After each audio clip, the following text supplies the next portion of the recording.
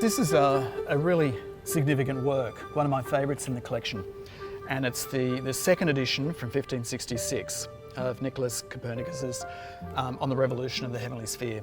And this is really the book in which he presented his model of a heliocentric system, and we see here the sun in the centre, an earth around, and this is such a revolutionary idea. And of course this was very threatening to the church at the time, who believed in fact that humankind and earth was the centre of all godly things.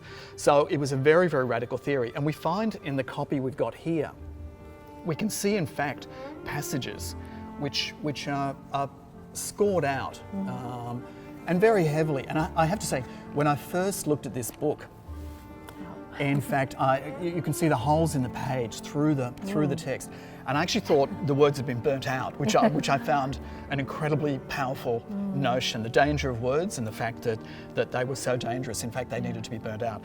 However, we know in fact that it's the corrosive qualities of the ink has actually done that.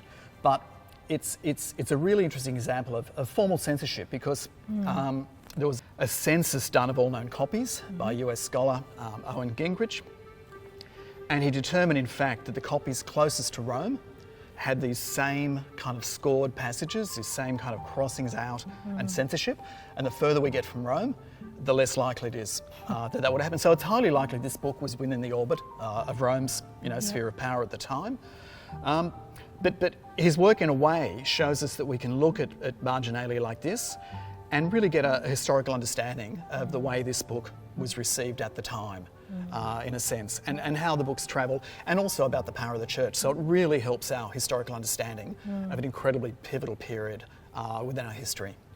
Amazing piece of history to have in the collection. It is incredible we have it, and it's a fantastic book.